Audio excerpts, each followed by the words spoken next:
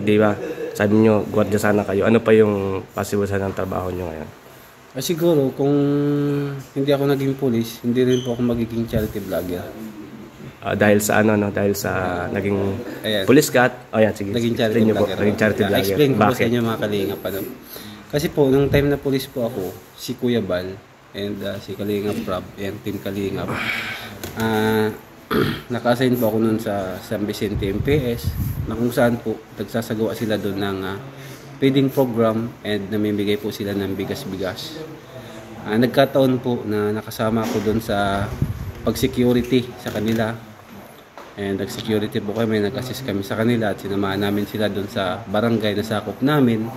At doon ko po nakilala si Kuya Bal, si Kalingap Rob, at ang buong Team Kalingap.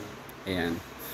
Kaya po nang makapag-isip-isip na naisip na realize ko na ang ganda ng pagbablog pala pag charity vlogger ka kasi nakakatulong kasi. Ayan, muli po, Olives TV. Olives Aravino, Olives TV, DJ Francis. Ayan mga kalingap, sa mabupalang gabi po sa inyong lahat. Ngayon po, tatanungin po natin itong mga keyboys po ni Bro Kalingap Rob. Kung hindi sila vlogger, ano sila ngayon. Siyempre, simulan po natin kay Kuya Nico. Ayan, Kuya Nico, good evening. Good evening po. Peace bump muna tayo. Ayan, Kuya Nico, may tanong lang ako konti. Kung hindi ka charity vlogger ngayon, ano ka ngayon? Bombay. 5'6". 5'6". 5'6" ka pa din ngayon. Collector. Collector. Mabuti, anong vlogger na ako. Matigan na ako 5'6". Ano yung pinagkaiba ng 5'6" sa pagiging charity vlogger natin ngayon?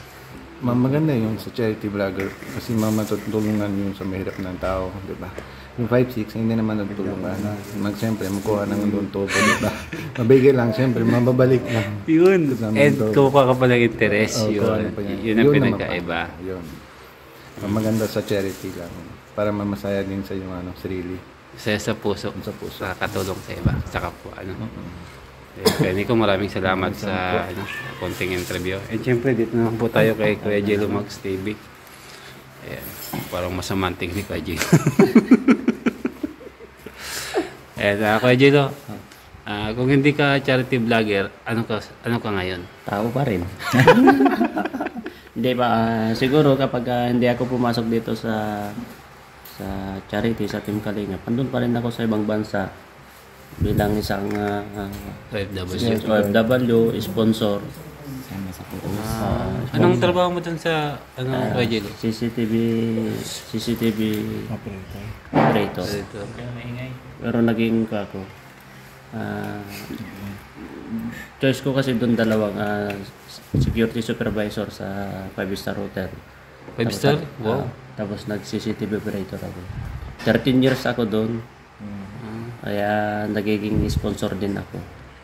Ang laki pala ng dati mong trabaho sa pagiging charity vlogger mo ngayon, ano? Oo, kasi yung ginagawa ko dati, gusto ko kasi si Kuya Bal.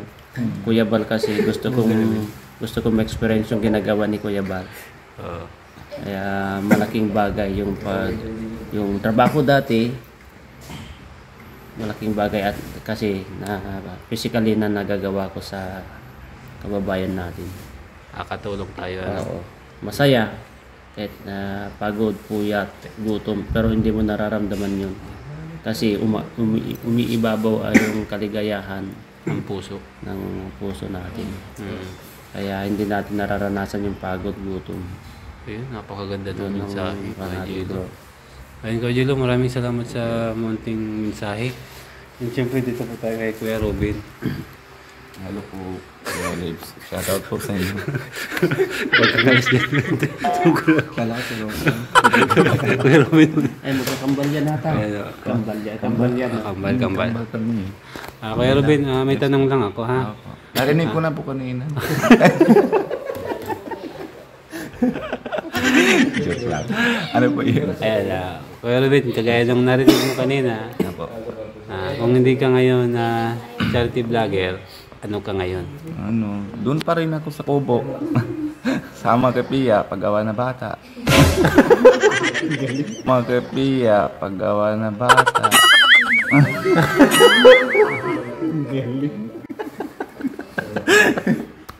Hindi, joke lang. Doon pa rin talaga sa bundok.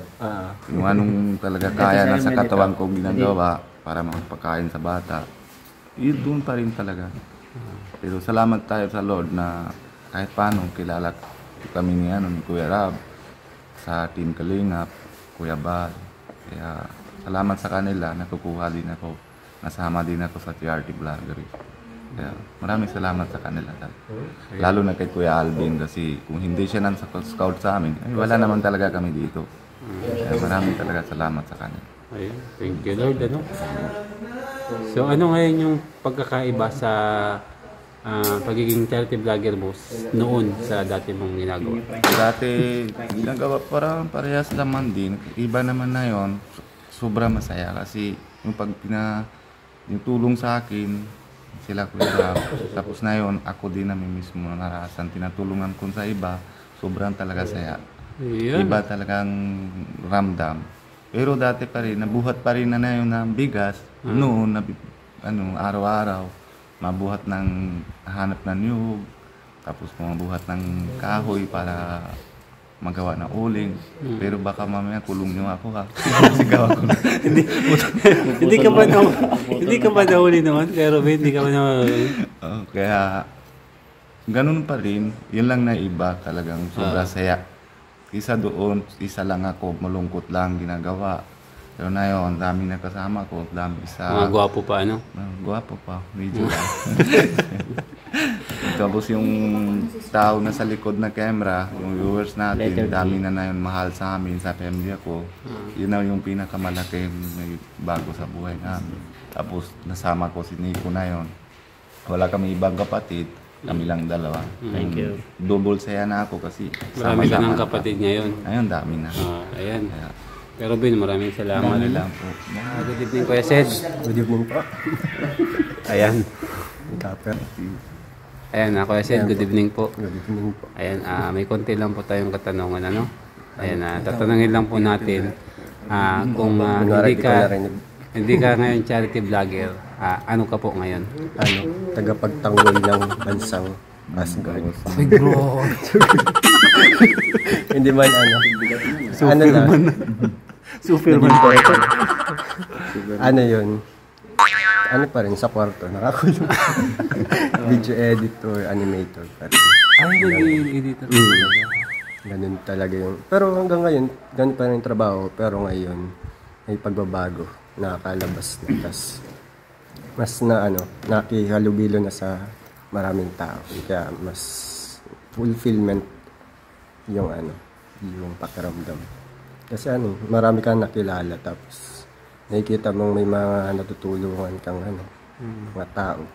Masaya sa pakiramdam. Yun na yung masasabi ko. Amen. Yun yung nagbago din sa Praise the Lord. Ba't parang Ayan. Ba't parang naiyak ka? Ha? Hindi, lang. There's some joy. Nilalagnat. Ayan, Kuya Sed. Maraming salamat ha. Thank you so much. Siyempre, dito naman po tayo kay bro. Ayan, Red Sig Vlogs. Ayan. Ayan bro, may konti lang tayong katanungan. Kung hindi ka ngayon charity vlogger, ano ka ngayon? Simpleng mamamayan ng Pilipinas na. Katrabaho ng 8 hours. Ilayo mo ng konti. Baka di ako magkasya dyan eh. Sige. Ayusin mo yung pagkukuha. Hindi, yung kasi yung voice mo para mali. Malayo. Mga ganun. Di, zoom mo lang ng konti. Malayo na sila. Tawag yun? Point five na yan. I-atras niya ng konti. 0.5 na to. 0.5 na, 0.5. Kung hindi po siya vlogger, hindi po siya nagsasabi ng pag-adjust ng camera. Kasi, syempre ako, dating lang din naman, simpleng tao, company employee. Kung hindi ako naging vlogger, yun lang din talaga. Tapos yung kita hanggang doon lang talaga. mahirap kaya ang magiging magiging empleyado. Totoo yun. Di ba? Oo, totoo yun. Marami kang amo. Lahat ng, pati yung kasama mo, amo mo na eh. Minsan kasi may mga piling amo na kala mo tagapagmana ng kumpanya. Tama. Oo, tama. Oh, yung oras. Kala mo sila na yung may-ari. Kala mo pamamanahan sila ng may-ari ng kumpanya. Tapos yung oras baga, 'di ba? Yung sa atin, sa mga pagiging vlogger kasi parang time yung oras mo is na nahati-hati. Kasi kung gusto mong magpahinga ngayon, pwede ka magpahinga kasi kung baga ubusin mo na yung oras mo dun sa isang araw eh. Mag-vlog ka ng 5 times, okay. So, isang araw, pahinga ka. Ganun. Kaya, kung hindi ako naging charity vlogger, baka nagtatrabaho pa ako ng 8 hours ngayon. Hindi ka ba mag-overtime? Hindi ako nag-overtime. Double pay? Ayaw mo double pay? Pumapasok ko ng linggo. Ng linggo? Oo, tapos gusto ko lagi, may trabaho, ayokong nasa bahay lang. Kaya kung hindi ako talaga nagiging charity vlogger, hanggang ngayon nandun pa ako sa Bulacan tatrabaho. Ayan So ngayon, ano yung ano yung pagkakaiba ng pagiging charity vlogger mo sa trabaho mo noon? Malaking pagkakaiba. Malaking yung pagkakaiba ng pagiging charity vlogger sa nagtatrabaho ka ng 8 hours, 'di ba? So, yun, sobrang laki, di ba? Yun, kasi yung time nga, yung sinasabi ko, tapos yung mga natutulungan mo, mas masarap sa pakiramdam yung nakakatulong ka. Ayan, okay. Maraming salamat, Kuya Ridsin. Thank you so much sa munting panayam. Ayan, dito na po tayo kay Ato Samarista Beauty Salon. What? Kilala mo ba si Ato Samarista?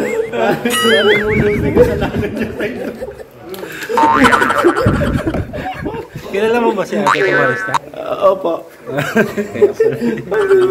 Sige. May interview po ako. Ayan, Kuya Wan. Ayan, Kuya Wan TV. Ayan, may konti lang tayong katanungan. Kung hindi ka charity vlogger ngayon, ano ka ngayon?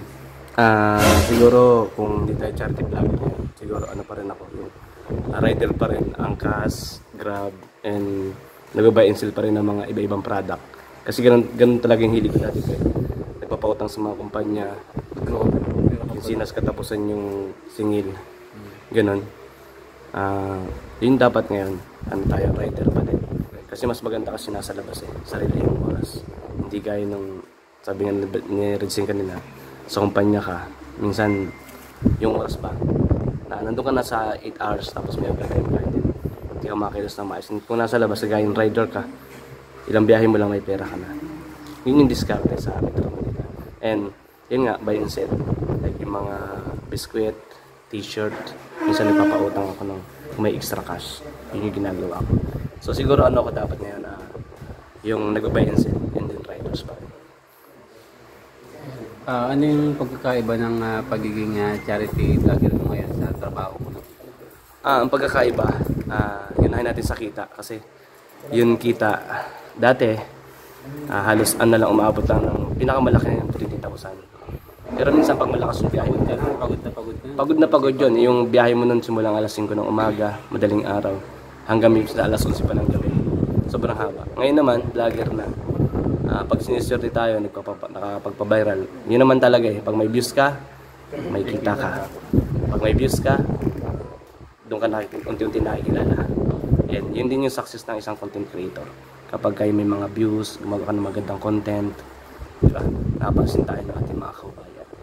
So malaki yung difference sa trabaho at saka yung charity vlogger. Kasi ngayon nakapagtulong tayo Sabot natin makita. Tapos may mga tumutulong sa atin. Mga kaubahan din natin na OFW. So ayun, napakalaki ng pagkaiba. Saka yung pangarap natin na gusto natin marating. Parang unti-unti nagkakaroon natin. Ayun, very good. Ayun. Maraming salamat sa iyo, Kuya Ato. Ayan po, Sir Olives TV. May tanong lang ako sa inyo. Bakit hindi ka nag-good Ay, sorry. Take two. Seryoso na? So ayan po, Sir Olives TV. Magandang gabi po. Yes po, good evening. Sir, may tanong ako. Ito, kung hindi ka charity vlogger ngayon, hindi ka content creator, ano dapat yung...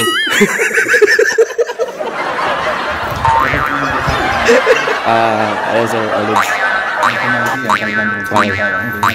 Magandang gabi po. Sir. Ito ako. May katanungan lang po ako sa inyo sir ngayong gabi. No? Magandang gabi po. Good evening po. Sir, may tanong lang ako sa inyo ngayong gabi. Kung hindi ka police at hindi ka vlogger. Sabi mo, hindi kasi dalawa eh. Hindi, huwag mo magsama. Sige. Okay. Oo, isip mo hindi ako. Okay. Sige. Sir Olives, magandang gabi po. Intro ulit? Ayan, magandang gabi po ulit. Ayan. Good evening po bro. Ayan. Sir, may tanong ako sa iyo. Kung hindi po kayo charity vlogger ngayon, content creator, ano po yung trabaho niyo sana? Siguro po, kung hindi po ako napasama sa Team Kalingap, malamang po, police ako ngayon. Sabi ko sa'yo. Kaya dapat, ang tanong dito. Dapat, sir, kung hindi ka police ngayon, hindi ka charity vlogger, hindi ka content creator, ano dapat yung sana yung trabaho mo? Siguro po, dahil dati po akong nag-security guard, siguro ngayon po, security guard pa rin po ako. Security guard pa rin. Sa Manila po, and sa Trinoma. Ayan, shout out dyan sa mga taga Trinoma na nakasama ko na civilian security. Ayan.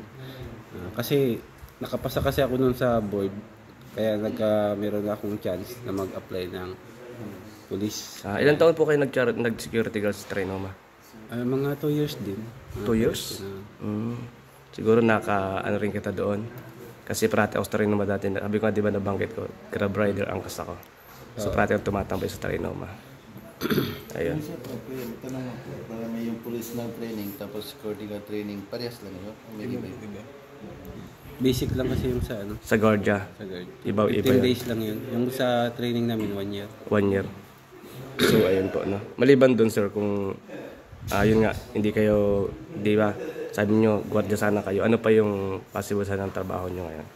Siguro, kung hindi ako naging police, hindi rin po ako magiging charity vlogger. Dahil sa dahil sa naging police cat. Ayan, sige. Naging charity vlogger. Naging charity vlogger. Explain ko Bakit? sa inyo mga kalingap. Kasi po, nung time na police po ako, si Kuya Bal, and si Kalingap Rob, and Team Kalingap, naka-assign po ako nun sa San Vicente MPS, na kung saan po nagsasagawa sila doon ng feeding program and namimigay po sila ng bigas-bigas.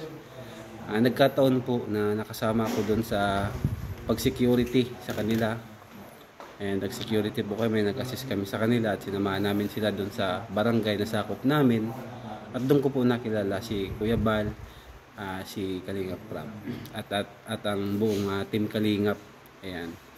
Kaya po nang makapag-isip-isip na naisip na realize ko na ang ganda ng pagbablog pala pag charity vlogger ka, kasi nakakatulong ka sa iba.